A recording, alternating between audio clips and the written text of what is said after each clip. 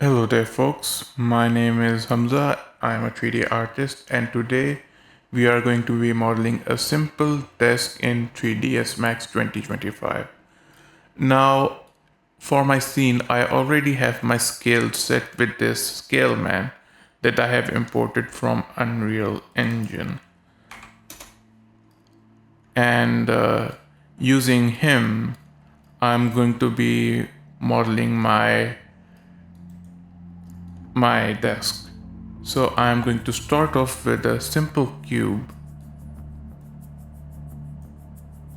and I'm going to set its dimensions accordingly. So 85 in length,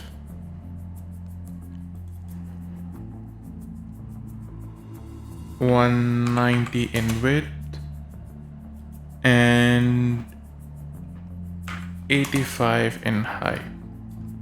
Or well, maybe not 85,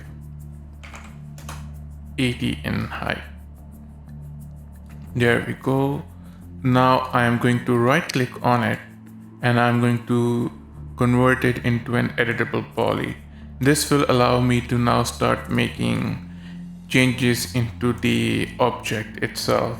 So I'm going to go into edge selection, select these edges, and I'm going to just add two connecting edges over here using the connect button and its setting option to the right of it.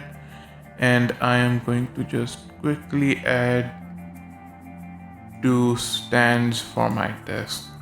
Then what I'm going to do is I'm going to select these three polygons and delete them because I want the middle part of my desk to be open. Now that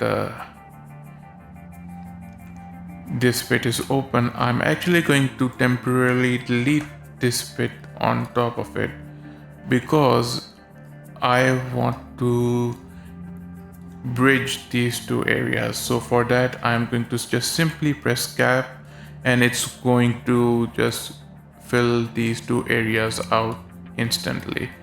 Now I want to add the top part back, but I don't want it to be added like it was before with just a simple plane.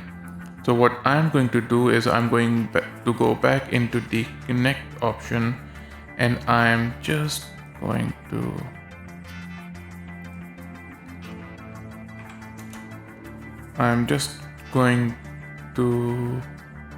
add a connecting edge over here, and then I'm going to select these two polygons and I'm going to press the bridge button. What this will do is it will just simply connect these two polygons together, creating one shape. It's a nice tool for quickly joining areas together. Now these two edges I don't really need, so I'm going to press Ctrl plus backspace together to instantly remove them. If you do it by just pressing the delete button, then you're going to be losing out on polygons and you don't want that. So if you just want to delete an edge in between without removing any polygons, then you simply press Ctrl and backspace together. Now I have a rough blockout of the first half of my desk ready. Now it's time to get started on the second half. So what I'm going to do is I am going to go into snapping. Okay, it's already set to vertex and I'm going to just create a second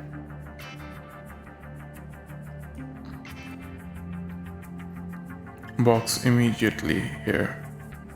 I'm going to give it a width of 20 and then a height of 80 to just get it to align properly with this. And I'm going to just delete these segments from here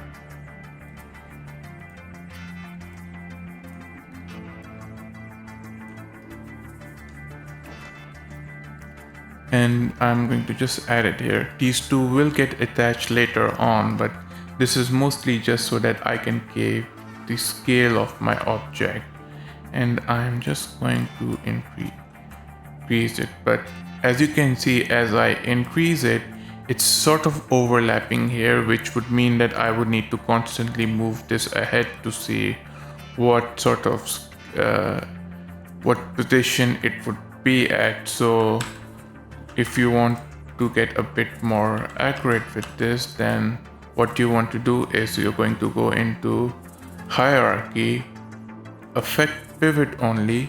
You're going to enable the snapping option and keep it in vertex mode, and you're going to drag and drop this pivot to the end of it. So now whenever I make changes to the width of it, well, normally it would do it like this.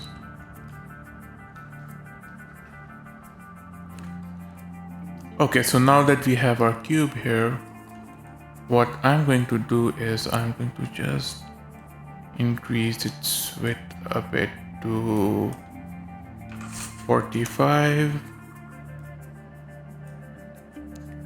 I'm going to place it over here, see how it looks. Okay, it looks pretty good. So maybe see how 50 looks first. Okay, 50 looks even better in my opinion. So now I am going to merge these two together. So I'm going to turn this into an editable poly as well. Delete this polygon, select this, and I'm going to snap this to here. I'm going to go back to the original desk that I had made. I'm going to press the attach button, and I am going to attach these over here. Now these are still two separate meshes but one object. If I use element selection, which just lets you select one entire mesh, as you can see, this is different, this is different. I can even just separate them apart and it's going to be easily able to separate. So what I'm going to do is I am going to select these vertices, but before I do that, I want to make sure that this edge still sort of continues onwards. So what I'm going to do is I'm going to select this. I'm going to add a connecting edge over here. 3ds Max has a very nice thing that it will store your previously used values for whichever modifier you use again on the same object. So it already remembered that I had used this value for the previous object, and since their height is the same, it automatically just aligns, which is really nice. So I'm going to let it connect over here, and now I'm going to go into vertex selection. I'm going to select all of these, and I'm just going to simply select weld. As you can see, it's now showing that our vertex count is going lower, which is good because it means that they are being welded together. Now, this bit and this bit has been welded, but you might notice this bit and this bit and this bit behind has not been welded, and that's because there is no vertex on the other polygon to actually attach to. But I don't really need this edge at the moment, so what I'm going to do is I'm going to do the same control plus backspace and delete it. And with this, if I was to move this around, you can see that it's just one polygon again. Now I am aiming to make an L-shaped desk. So what I'm going to do is I'm going to extrude this out. But I want to keep everything according to scale, and I want to keep it nice and uniform. No decimals, no value going into the decimals for this project. So I'm going to create another cube,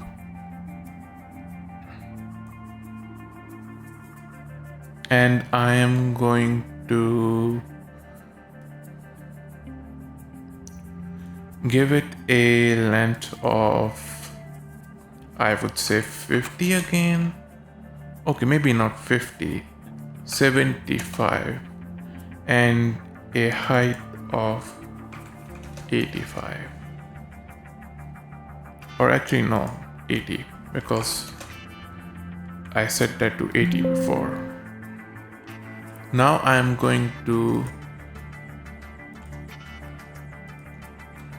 delete this polygon over here, and I'm just going to snap it to see if it's making the desired shape that I want. And it is making the shape that I want, but I'm also noticing that this shape won't look good once I start adding a few more details to it. So what I'm going to do is I'm going to delete this bit as well, and I'm going to first of all increase its length to 75, or actually wait, no, I'm going to increase length to 100. Right now let's see how it's looking. Okay, it's looking according to the dimensions I want now. Now I'm going to convert this into an editable poly, and I am going to go into wireframe. You can press F3 to go into wireframe, or you can also just go down and select it from over here. And I'm going to select this back poly and delete that so that we can weld it. And I am going to take this polygon and extend it further. Now that I've extended it further, I realized that I don't really need this edge over here, because it's not according to the dimensions I want now.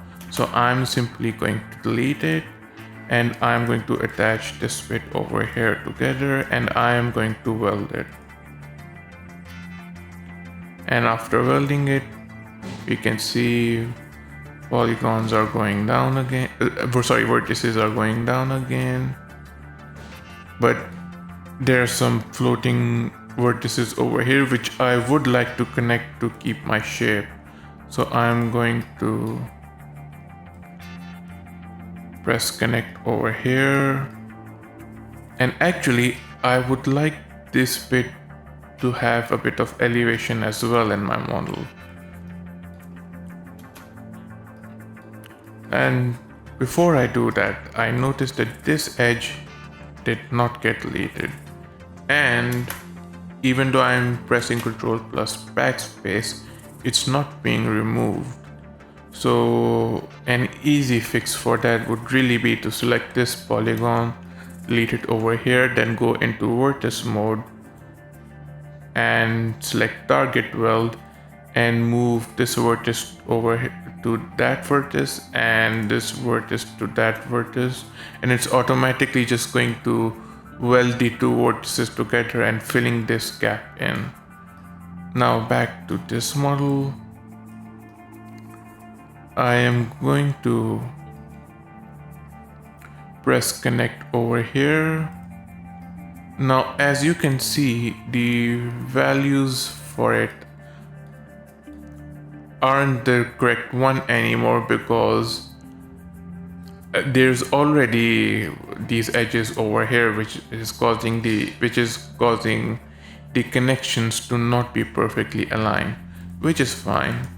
I don't need this connection above it, so I'm just going to delete that, and this bottom one I'm going to select it by double clicking on it, and I am going to use the snapping option to just drag it up top to get it nice and aligned. Snapping is going to be your friend no matter what you're modeling, just because it's nice and easy and helps you get things aligned fairly quickly. Now I'm going to weld that, and just to check, I'm going to just drag this vertex around. It's moving both sides, so we are good. This is properly welded. Now we have the basic block out of our shape ready. We are going to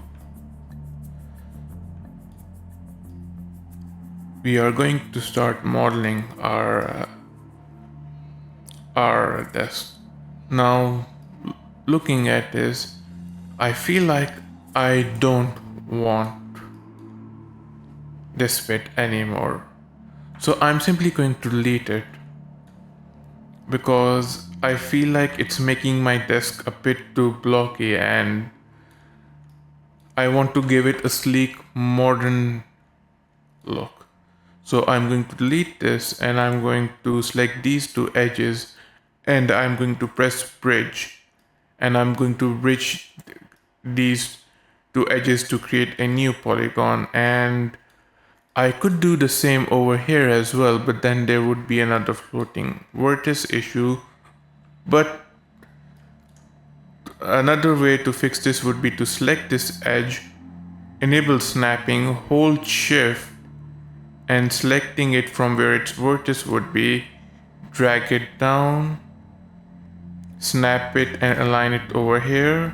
Let go of your left mouse button to finalize it and let it just place over there, then select it again, hold shift, drag it down once more, and easily just get the shape I want like that. But this will still not be welded at the moment, even though I've done it like this. So I'm going to select these edges and I'm going to weld them together. As I can see, vertices are going down again and this is now welded. Okay, so our basic blockout is ready. Now I want to start adding details. First of all, what I'm going to do is I'm going to start working on the outline I want. Now I don't want this bit to be squarish.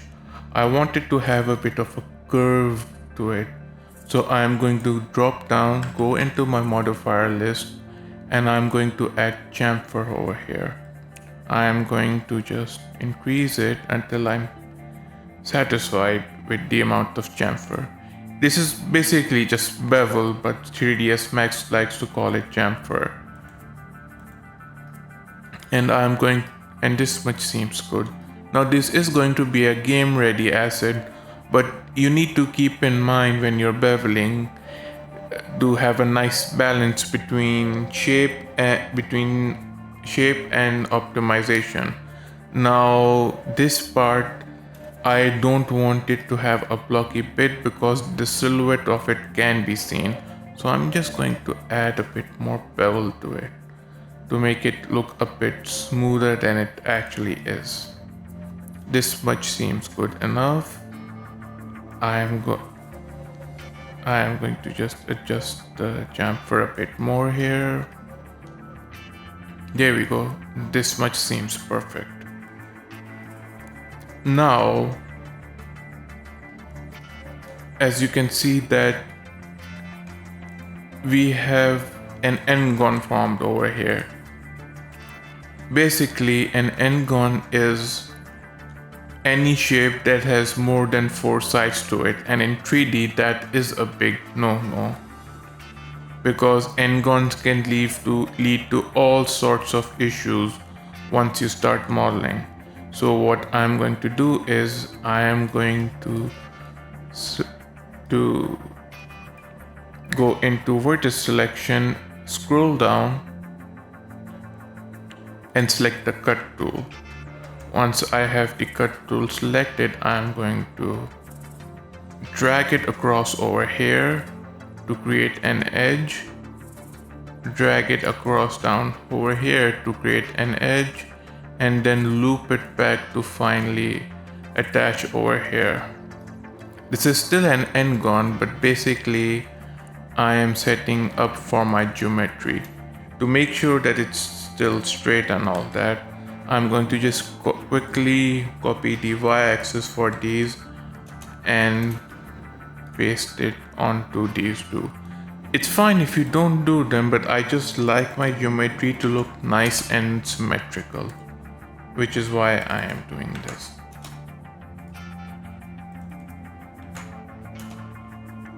Now I'm going to select these and I'm just going to make sure that they're all one edge by welding. Now, as you can see, the software already welded them as I used the cut tool, but sometimes there is a chance that it didn't, so it's always just wise to weld still, just to be sure. Okay, now this is still an n-gon, but I'm going to get back to this a bit later. For now though, I want to work on the basic blockout of my model. So I'm going to select these edges. You can make a selection like this by selecting the first polygon like this, holding shift, selecting the second, and then dragging it to where you want it to go. And then just keep clicking as you want to proceed. So I have this selected and I want to add a drawer here. So firstly, what I'm going to do is I'm going to press inset, and this is going to let me create another polygon inside of my selection like this. It's basically a nice, easy way to create a topology for extruding in a uniform manner, because if I was to do this by scaling, then as you can see, it's creating these polygons but also not keeping them uniform. So inset is a nice clean way to do this. Now I am going to actually detach this bit because this will be useful in a bit later. Make a copy of this and set it aside, and then select these, and I am going to delete these. Now that this has been deleted, I am going to select all of these and I am going to move them inside. Now a bit of it is poking out, which is fine because I am going to press R to go into scale mode, and I'm not going to press the center of it. I'm going to the side and I'm going to use this x-axis to scale and straighten it out. When you want to straighten out the edges, you can just go into scale mode and drag it along the axis you want to straighten it. So since I want to straighten it on the y-axis, I'm going to drag it onto the y-axis, and if I move this a bit back, as you can see, it has been straightened along the y-axis.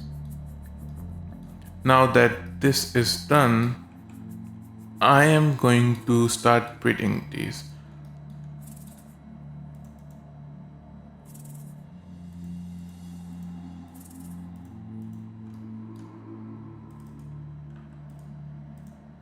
Now you might be tempted to cap this, but I would suggest bridging these because otherwise you would run into an n-gon issue again, which won't be very nice to deal with later once you've added your details.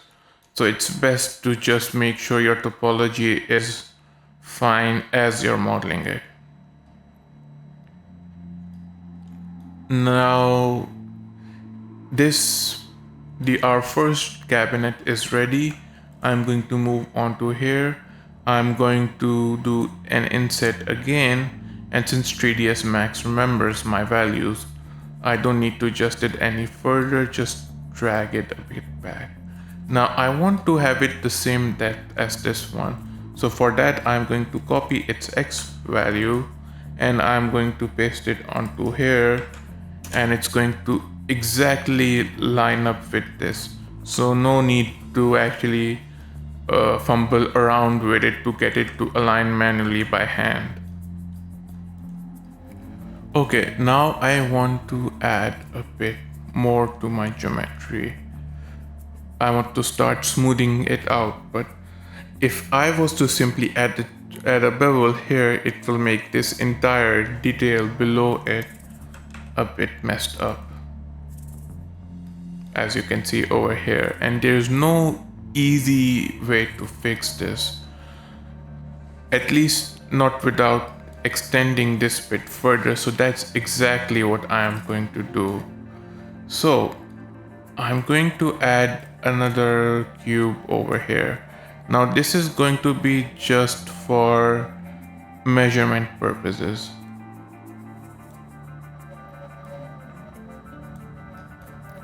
So I am going to set it to 100 at first.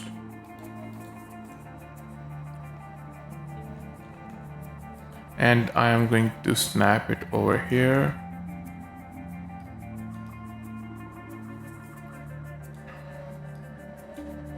And I am going to increase its distance by 125 centimeters.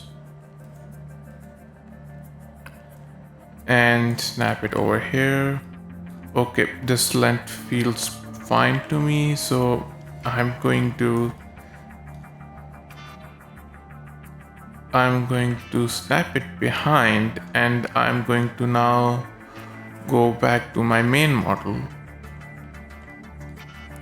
I'm going to go into vertex selection and select all of these vertices. Actually, no, not vertices. I am going to select all of these polygons. I am going to detach them, so there should be a detach button over here. I'm going to detach them to elements so that it still stays part of the same object. I'm going to use this cube to move it over here. Now as you can see, there is a bit of gap here which I wanted, which is perfect. So I'm going to go into border selection, select these two borders, and I'm simply going to bridge them together. So now I have a bit of clearance that I wanted over here to add the smoothness that I wanted, all the while keeping it still up to the scale that I wanted. So now that this is done, I'm going to go back into chamfer, and I'm going to add it over here, and I can smooth it out. Now you might be wondering that I am actually stacking modifiers over here, and you might be wondering what the reason for this could be. It's just so that while I'm working on this, and if I mess up, instead of having to undo manually until to the point I made the mistake, I could just delete the modifier stack up until I made the mistake too. So it's sort of like a return points for me to go back to in case I made a mistake. Though of course you should also just keep backups of the model as well, for whenever you feel like you've made some decent headway. So I'm going to just move a backup of it over here. Now that I have added my bevel over here, I am going to just adjust it. I want this to be a really smooth turn that's going into it there. So I'm going to add 3 segments over here, which should be good. Again, this is going to be part of the silhouette, so I'm not going to skimp out on the segments that I'm going to add. So now that these are added, I'm going to just quickly refine and optimize my topology. So I'm going to weld and connect these over here, but you might be noticing that there are still some n-gons in between here. So what I'm going to do is I'm going to select these two vertices, then select top, and I'm going to just simply press connect, and it's going to connect them over here. Now I'm going to do the same with these over here, and there's no need to weld these because it's automatically connecting to the same vertex. If I selected these two and these segments did not form when I connected them over here to this, then that could actually mean that there are two vertices here instead of one, and you might need to weld first before you can do anything else. So I'm going to do the same for this bottom bit. I'm going to remove this because this is already a quad, so I don't need to have a quad needless be in a tri as well. And with this, our topology for this is fixed and ready. Now I need to do the same for this bit over here. So I'm going to simply go into polygon selection, select both these polygons. If you're selecting polygons that aren't next to each other, then you simply need to do is hold Control and click on the polygon you want to select, and hold Control again and select the second polygon, and this way both your polygons are selected. Now I'm going to go do manually and set this using scale. So now, because this is a flat surface, even though I'm using scale to inset here, it's not going to ruin the topology or height or anything because it's a flat surface, which is fine. And I'm going to collapse these, and this here like this is good, but I want the edges to be a bit more smoother, so I'm going to weld them over here like this. So now we have nice smooth tries here instead of that n-gon.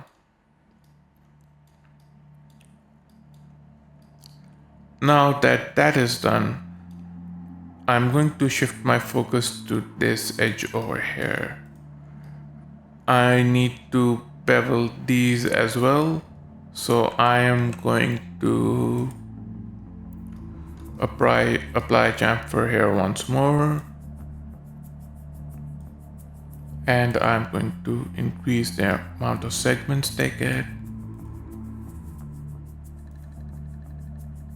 3 seems to be the perfect fit because I want to get the silhouette right.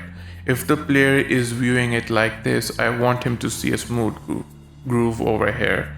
If I set it to 2, and if the player sees this, now depending on the view you're looking at, this here is fine, but the player, for me most likely, is going to see this up close, and up close this doesn't look very nice, which is why I'm going to give it a bit more detail over here.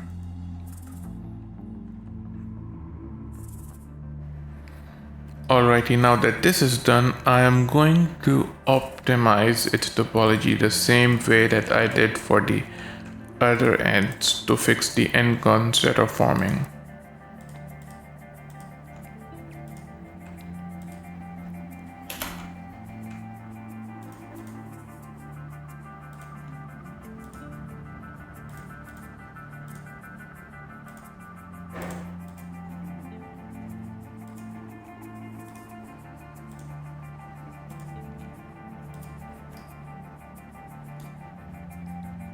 Now I've made a shape like this, and it is fine for the most part.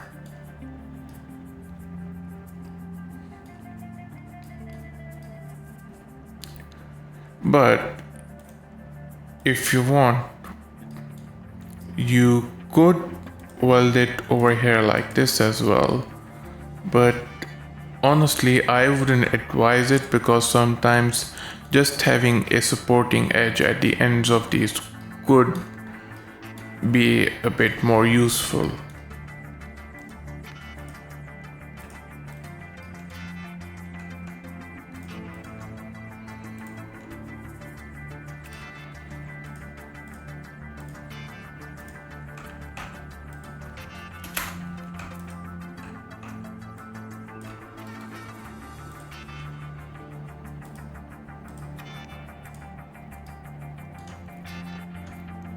Alrighty, so now the silhouette of our desk is ready.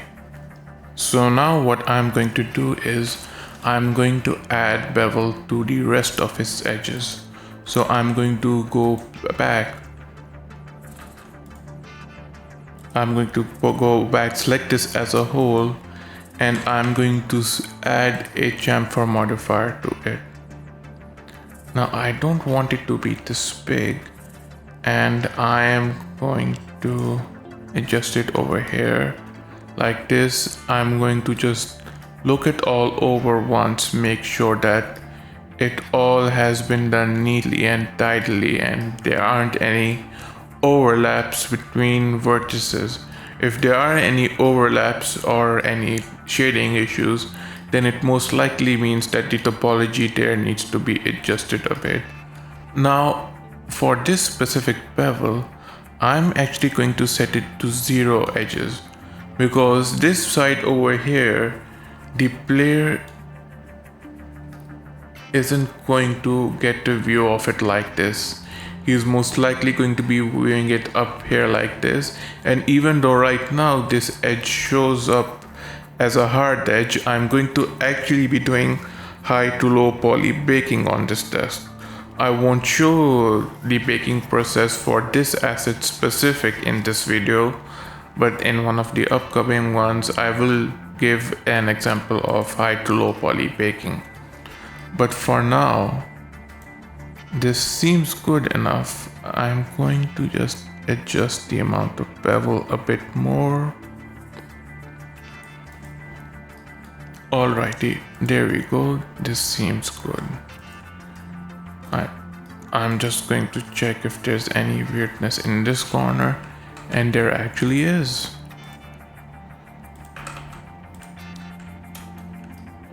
So I'm going to need to manually clean this up. I'm actually going to first go back to my bevel and I'm going to see what's causing this over here.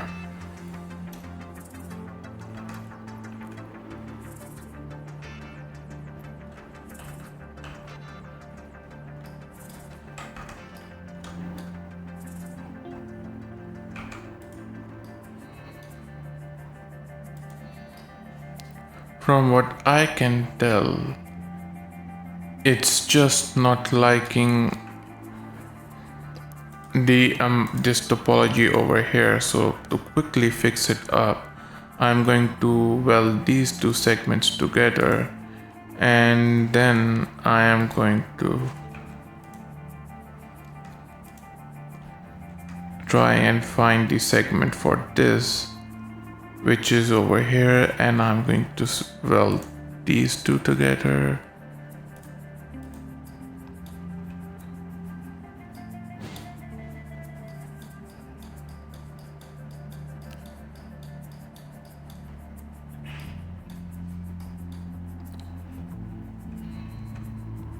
And these two together.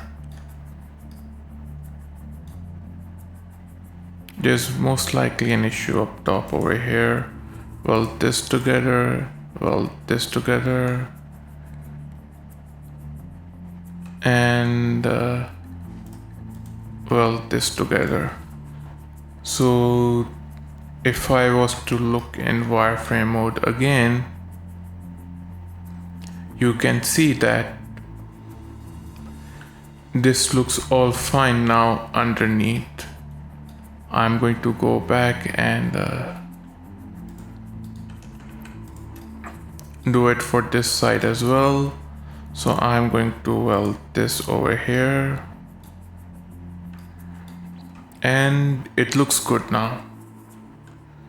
You need to be wary of small issues like this happening when you're beveling. It's always a good idea to look at all of your corners before you move ahead with it, because if I had found this later, after I had done more work on this, then it would have been a bit more work to actually fix it. So now that I have my bevel added as well, I am going to select this model now, and I'm going to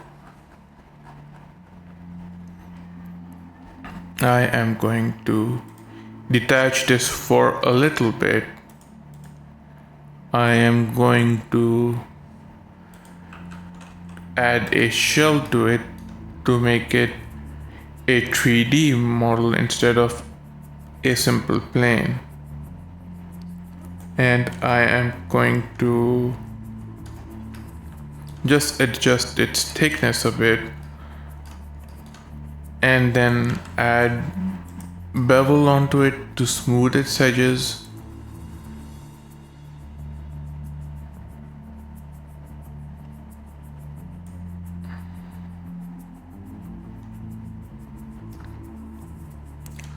Alrighty, this seems good.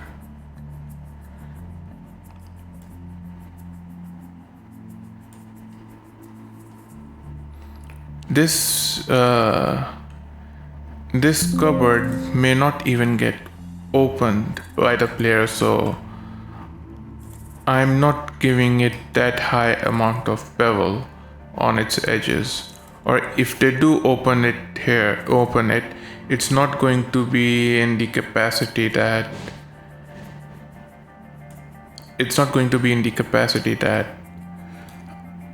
it will get looked at closely. So I'm just going to adjust it a bit. Make sure it's nice and aligned. Now, as you can see, its pivot is actually up over there. So I'm going to go into hierarchy and just have it centered to itself so that I can move it easier. I'm going to disable snapping for a moment, and I'm just going to adjust it a bit. Now I don't want it hugging tightly to its edges, so I'm going to make sure that there is a bit of space in between the main desk and this bit over here. Alrighty, now with this, our low poly basic shape is ready, but there are still a few more details to add to this. So I'm going to quickly add them in the shape of some hinges and a handle. And once those are done, we can finally start unwrapping this. Alrighty, now that we have our model set, I am going to add some handles onto it. Now the handles I am going to keep very simplistic. So I'm going to go into the line tool here actually, and I'm just going to quickly draw out a pipe shape.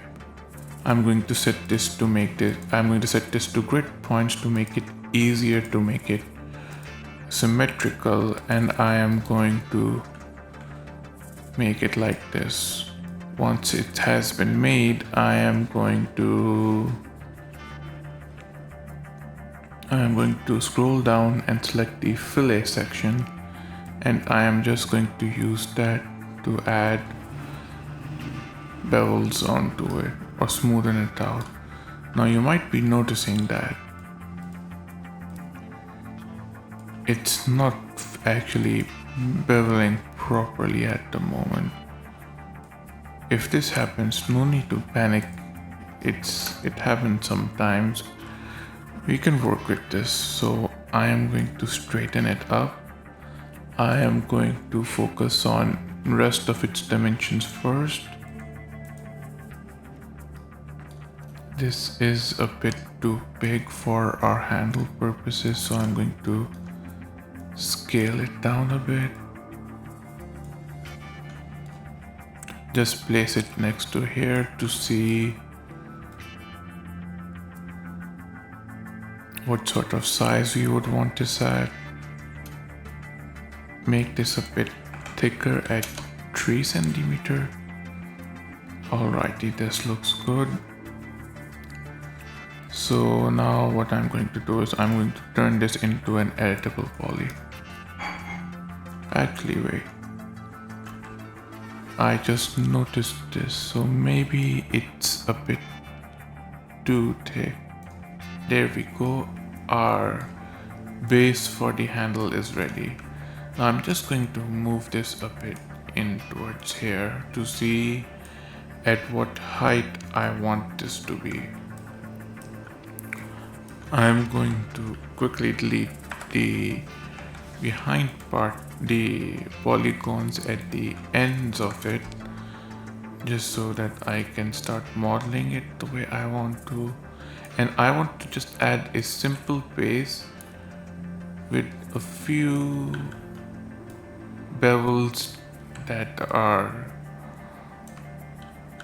on there as it attaches. So something like this.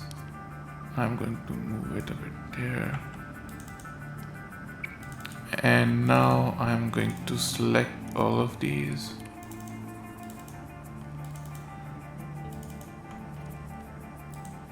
And I am going to add chamfer onto them.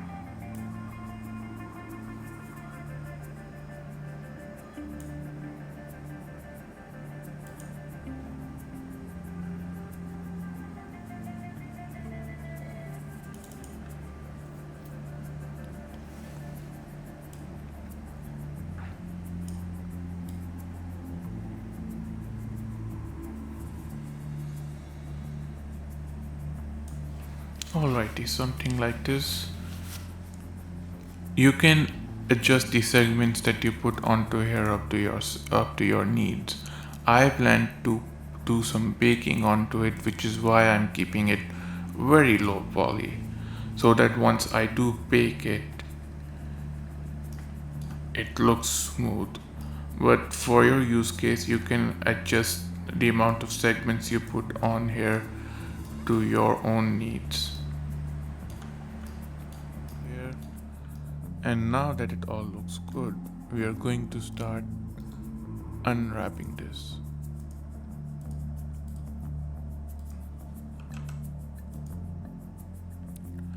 Okay, now that the UVW modifier is applied, I'm going to select all of this and I'm going to do flatten by polygon. Now this has already made the UVs a bit better, seeing as how our shape is a bit simple, but we can make these UVs a lot better, and we are going to make them a lot better.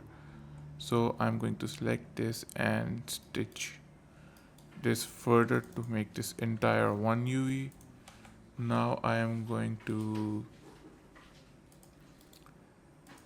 select this and I don't really want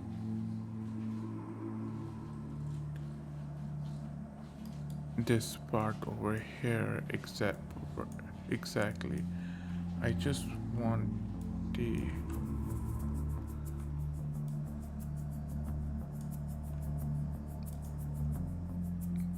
corner part that's coming along with this. So I'm going to break this off and I'm going to select this edge here and stitch it, and I'm going to relax it real quick, and there we go. There's some breaks in between which I'm going to stitch real fast. The reason why we didn't include this bit with it was because if we had included it, then it would have caused the UV to freak out a bit while relaxing, and I don't really exactly want that. ends, which is why I'm going to be keeping this bit a bit separate. Alrighty, now that this bit of our UV is done, I'm going to move on and select this bit, and I'm going to start stitching things to this now.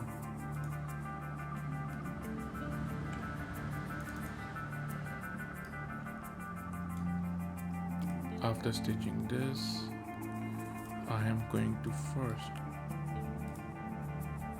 stitch something here,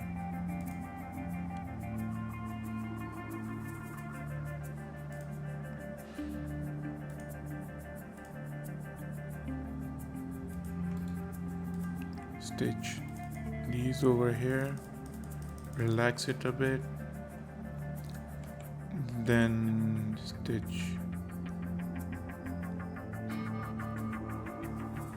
over here, see which piece gets attached.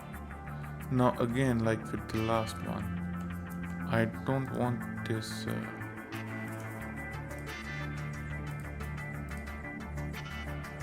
bigger edge to get attached, so I'm going to simply select this out, and I'm going to break it away.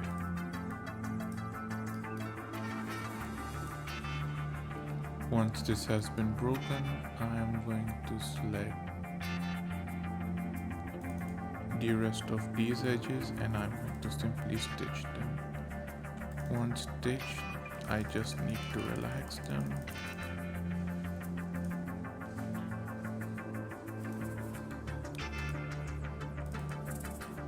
Relax and stitch and just relax them until they are the shape I want them to be.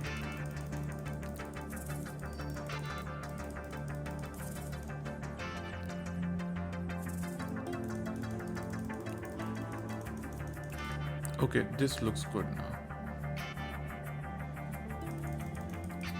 Now I'm going to continue stitching things up here. So I'm going to stitch this,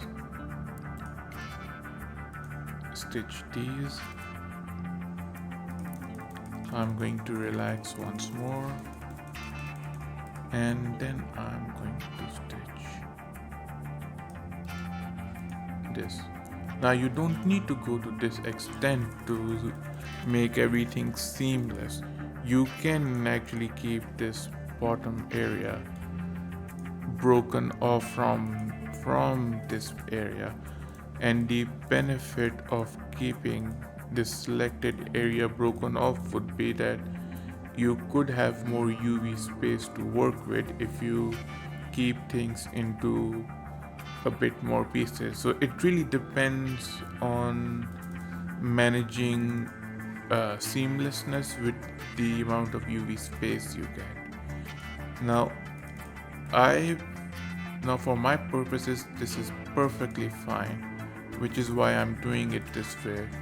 But for your own purposes, you will want to see what's really necessary and needed.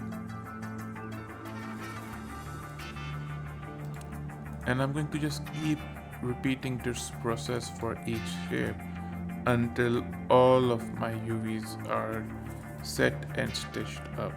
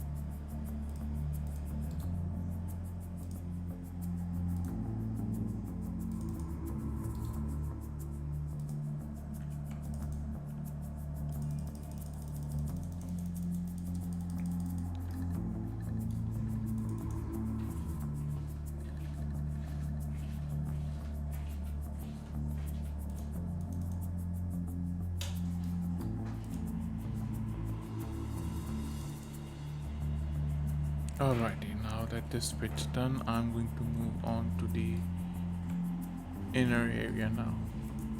I'm going to just quickly start stitching these together.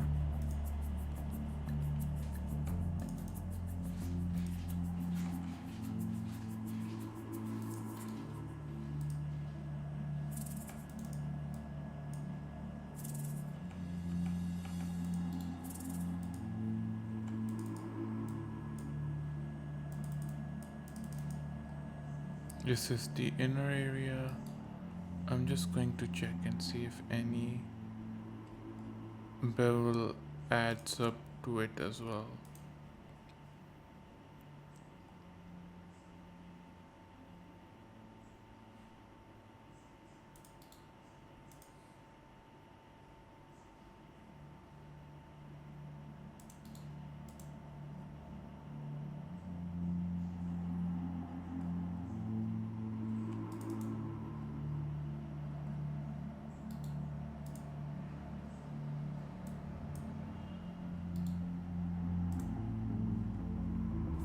Okay, I guess not. So I'm going to set this aside and I'm going to just quickly start stitching this together now.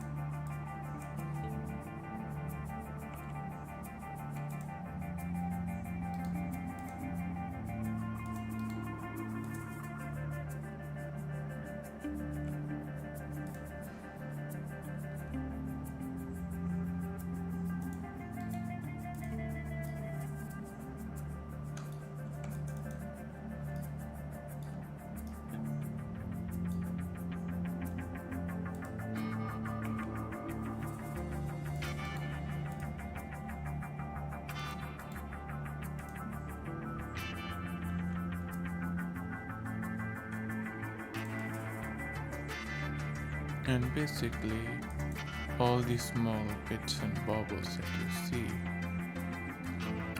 I'm going to quickly just adjust these, and I'm going to, once they're all adjusted, I'm going to just pack custom done.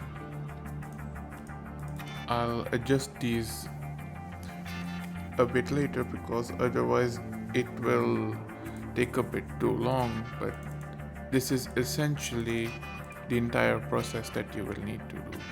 Once you have done these, what I'm going to unwrap the doors now, which is essentially going to be the same process as before.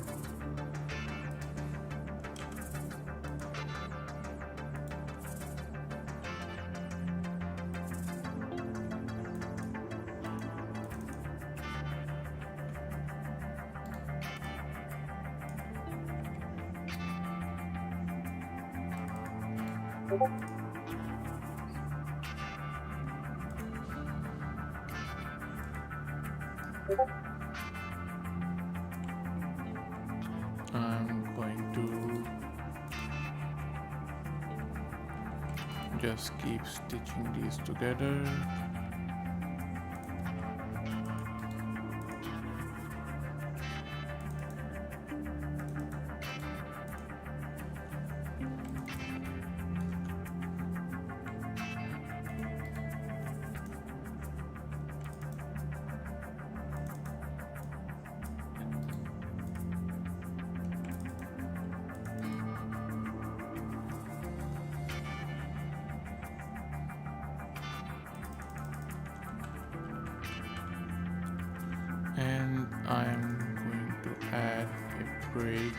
here and over here for this.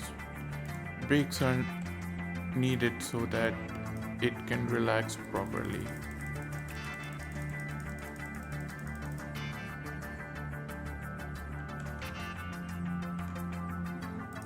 Or actually, since it's giving a bunch of issues, I might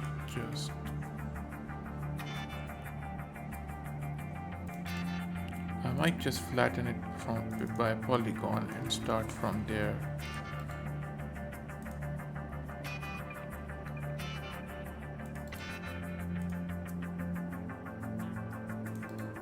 I need to quickly stitch these up. Then I am going to select this bit and stitch it and then relax.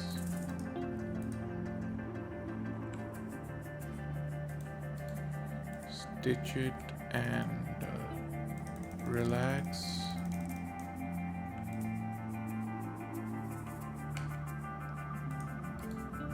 Stitch it, then stitch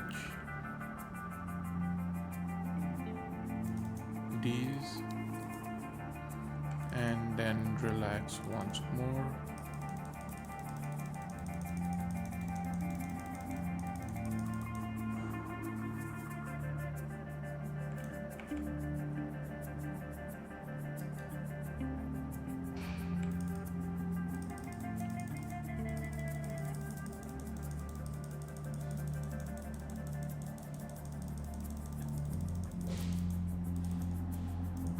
Alright, then just make sure that this area also has stitches and just basically continue to stitch and relax.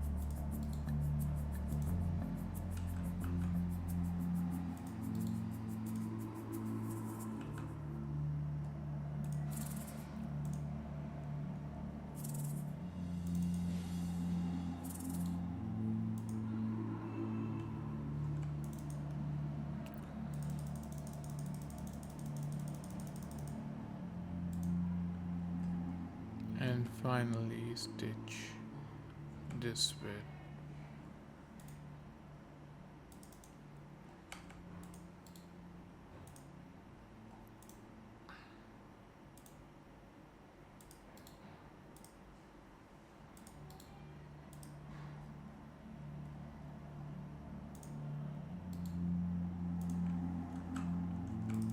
And finally just relax it once more.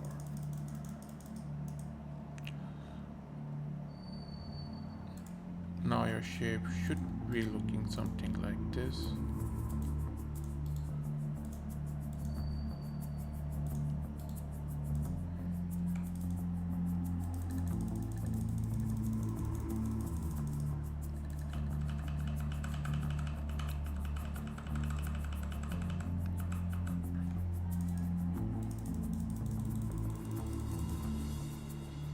Alright, now this has bits of the hinge as well that I had already pre-unwrapped.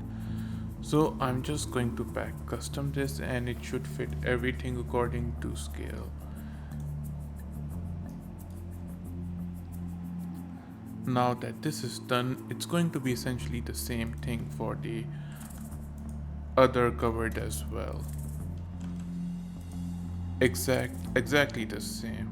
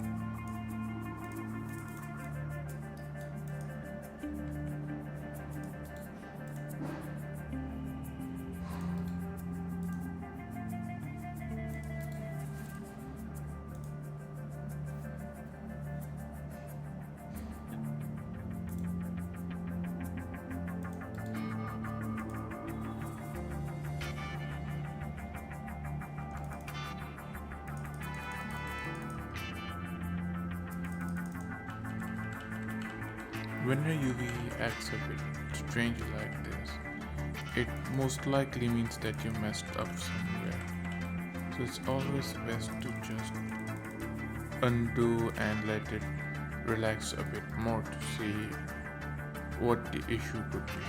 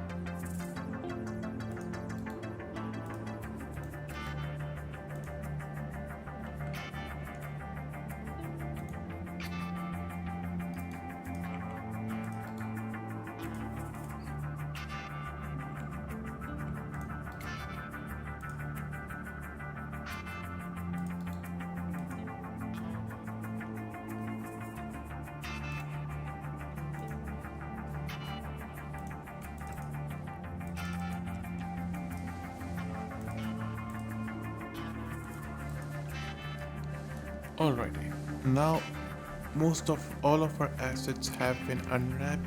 Now we just need to group everything up together. So for that reason, I am going to convert all of this into an editable poly to collapse their modifiers.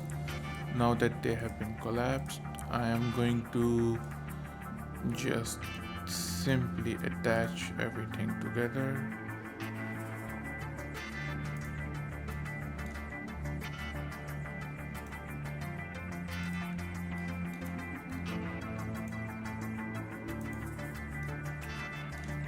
And now I am going to open the UVW stack together. As you can see, all of our UVs are there, it's just that they are overlapping each other. Now overlaps are fine if you plan on using different materials, but I plan to keep this one material, so I'm just going to pack custom it. And as I can see here, it has pack customed it, but I can also see I'm losing out on a bunch of UV space. So what I'm going to do is I am going to start selecting and scaling bits up, the ones that I feel like need a bit more UV space than normal.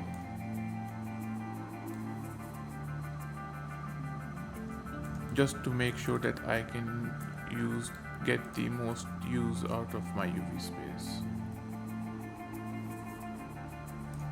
So adjust this over here. I will rotate this, move it over here. These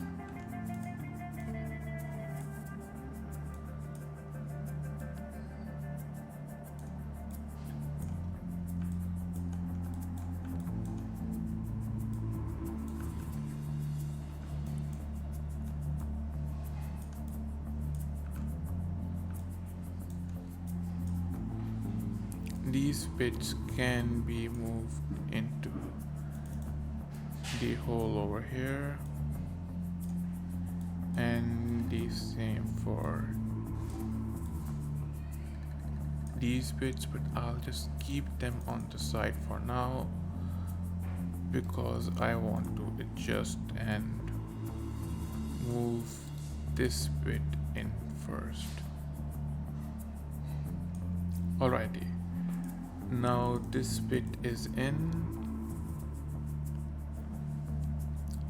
and as I can see that due to the scale that I have set, I'm not being able to fit this bit. Now I could scale things down, but I would prefer to give this entire thing a bigger UV area. So I'm going to now break this down because I will be using triplanar projection anyway. So it's going to get rid of what little seam that does form over here.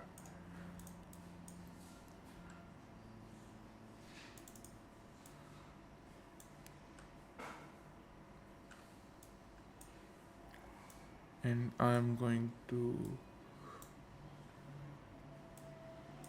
move these out for a little bit as well, just so that I can adjust the bigger pieces in first.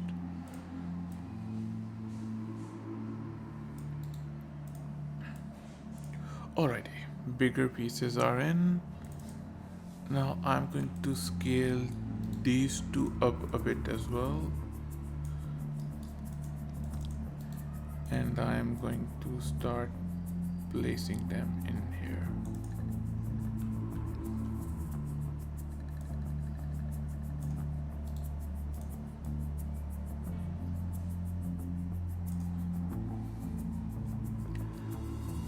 Now I am having issues fitting all of these.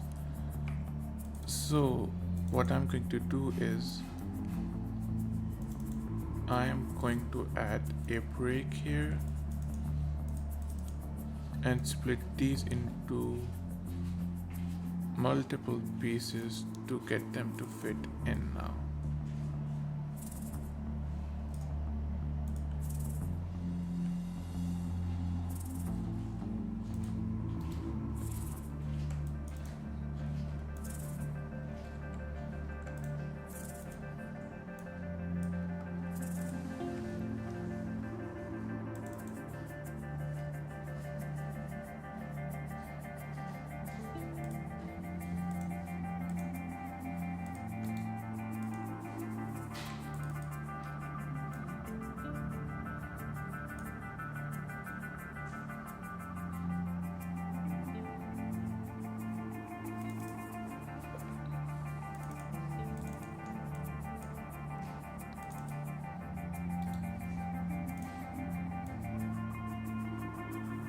I'm actually going to rotate this a bit and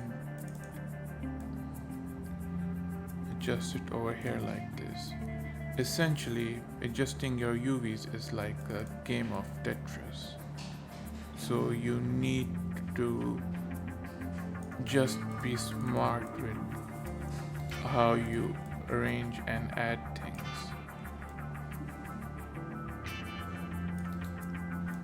You need to make sure nothing's overlapping, because if anything is overlapping, then it's going to get your textures to all get messed up, especially if you're using different materials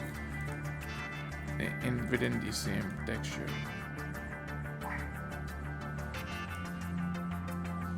Now it's time to add these smaller bits in. Now as I can see, there is some vacancy over here. Break these. This is an inner part, and all of the breaks that I am adding are at a 90-degree, so it's not really affecting anything, because as long as your breaks are, well, it is affecting the uniformity of it, but as long as your breaks are within 90 degrees, you should be good. Or if your breaks aren't at awkward spots as well.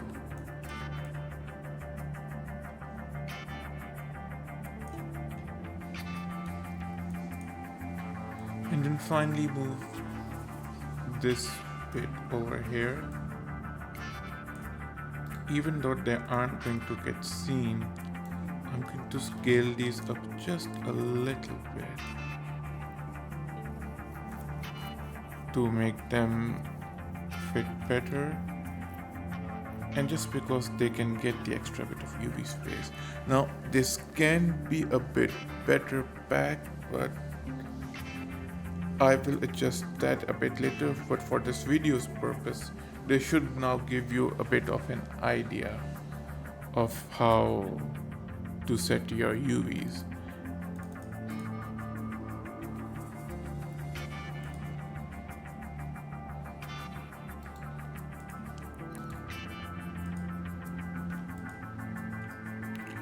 Now, I did say that I would cover baking a bit later, but I just wanted to show off this result for when I cover in the future. As you can see, it's the same model, same mesh, just with the material applied.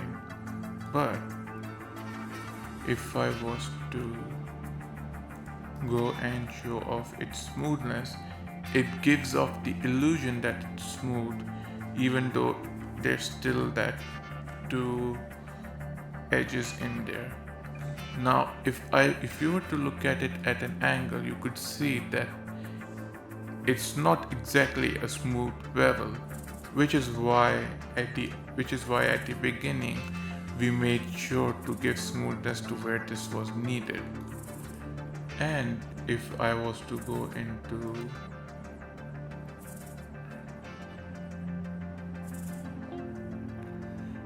statistics and tell it to show me the triangle and edge count of my selected asset, then as you can see, it's a fairly low poly model at just 4K tries. At 4K tries and having the smoothness of it. Now you can. Alrighty, now that our asset is unwrapped, we're going to bring it on into Substance Painter. Now for today, I'm just going to be showing how to do simple textures here. So I'm going to select all of these and I'm going to simply hide them for now just to show off my texturing over here for everyone else. So I'm going to type wood over here and I'm going to select whichever material looks best to me for my purpose. So today I'm going to be using this material.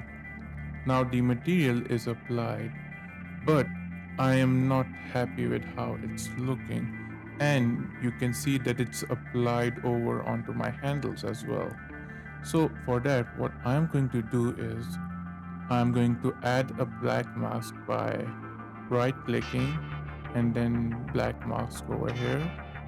Then I am going to, normally it's going to look like this for you, but what I'm going to do is I'm going to go over here and I'm going to set it to show both 2D and 3D viewports. In 3D viewports, it's going to show you your asset in its 3D form, and in 2D, it's going to show you your asset as it would be in its UVs. So these are its UVs. I'm going to go into polygon fill, and first of all, I am going to just select all of this. Now, as you can see, the handles have still gotten texture, but I am going to press X, and this is going to reverse my mask. And as you can see, during unwrapping, I had my handles in here together for a reason, and now I'm just going to drag over them, and this way my handles are no longer textured anymore.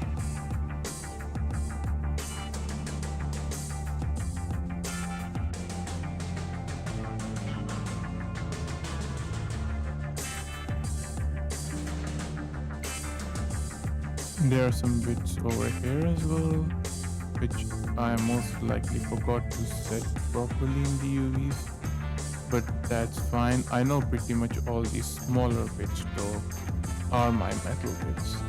Now that this is done, I'm going to select the material again, and I am going to go into properties. I am going to set it to triplanar projection, which will make it look like this. But as you can see, there's this weirdness with its grain over here.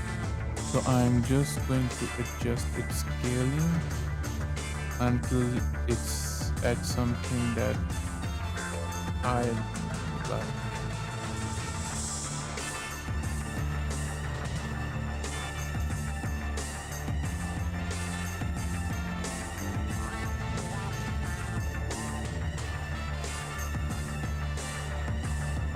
Alrighty, there we go. Now basically triplanar projection is when you want your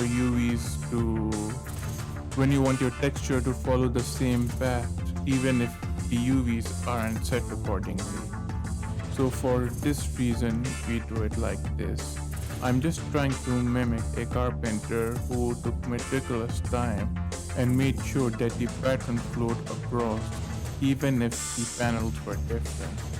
But you of course can do it according to however you want. Now this bit here isn't exactly the best looking here, so I will adjust that later. But for now, for a beginner's purposes, this does look fairly well. If I was to set it back to UV projection, then it would look something like this. Now this is fine as well, to be honest. But as you can see, the grains aren't matching here. The grain is going vertically over here and horizontally over here. So just to give it that smoothness, I'm going to select triplanar projection.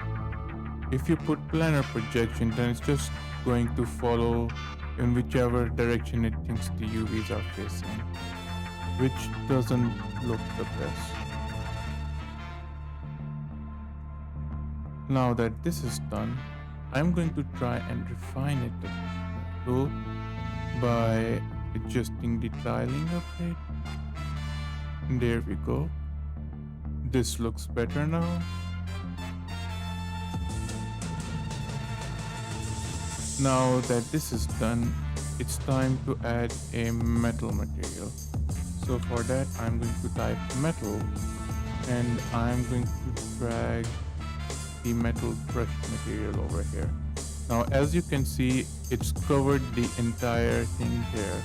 Now the lazy way to do this would be to just drag this under the layer, but as you can see, the normal effects from the metal material are showing here. If we disable the normal, sure it will go away, but I want the normal to appear on my material. So I'm going to put it back above it, black mask. Now that it's black mask, I'm going to select polygon fill and I'm simply going to select the bits that we had white mask before. And after selecting these, a very basic texturing of our asset is done. It's PBR, it's nice, it's simple, it's easy. Of course, if you want to add a bit more detail, there's still a bunch of work we can do to this asset. But as you saw in a render, which I'm going to show right after this, it looks extremely smooth and extremely nice.